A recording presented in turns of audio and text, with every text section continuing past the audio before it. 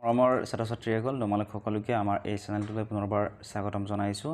আজিৰ এই ভিডিঅ'টিত মই তোমালোকক জনাম যে এবাৰ মেট্ৰিক পৰীক্ষা কিমানগৰাকী ছাত্ৰ-ছাত্ৰীয়ে দিছিল, কিমানে পাছ কৰিলে, ষ্টাৰ মাৰ্ক কিমানে পালে, ডিষ্টিংশ্যন কিমানে পালে, এইখিনি আলোচনা কৰা হ'ব। ভিডিঅ'টি শেষলৈকে চাই থাকিবা।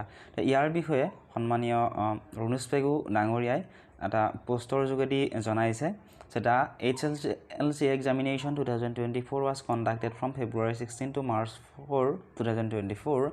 The result of the examination will be declared today within 45 days of completion. Here is a brief summary. Total appeared মানে সৰ্বমুঠ কিমানগৰাকী ছাত্ৰ-ছাত্ৰীয়ে পৰীক্ষা দিছিল ইয়াত দিয়া আছে। সৰ্বমুঠ পৰীক্ষা দিয়া ছাত্ৰ-ছাত্ৰীৰ সংখ্যা হৈছে 4,19,078 গৰাকী। ইয়াৰ ভিতৰত মেল অৰ্থাৎ ল'ৰা আছিলে 1,87,904 জন আৰু ছোৱালীৰ সংখ্যা আছিলে 2,31,164 জন আৰু ট্ৰেন্সজেণ্ডাৰ আছিলে 10 জন। 5% ল'ৰা ছোৱালী উভয়ৰে 5% হৈছে 75.70%, অৰ্থাৎ 25%, প্ৰায় 25% ফেইল কৰিছে। ঠিক আছে, ইয়াৰ ভিতৰত 5%ৰ ভিতৰত মেল 5% হৈছে আৰু ল'ৰাৰ পাছ কৰাৰ শতাংশ হৈছে 77.28% আৰু ফিমেলৰ 5% হৈছে 74.41% আৰু ট্ৰান্সজেণ্ডাৰৰ 5% হৈছে 80%, অৰ্থাৎ ট্ৰান্সজেণ্ডাৰ 10 গৰাকী আছিলে, ইয়াৰ ভিতৰত 8 গৰাকীয়ে বা 8 জনে পাছ কৰিছে।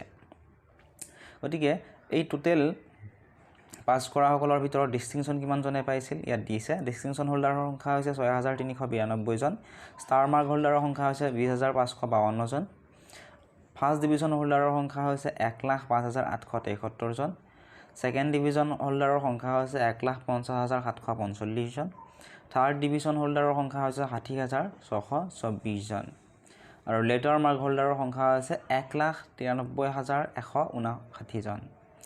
আৰু টপ 3 ডিষ্ট্ৰিক্ট মানে পৰীক্ষা ভাল হোৱা ছাত্ৰ-ছাত্ৰীৰ সংখ্যা টপ 3 ডিষ্ট্ৰিক্টৰ সেয়া হৈছে চিৰাং, নলবাৰী আৰু বাক্সা।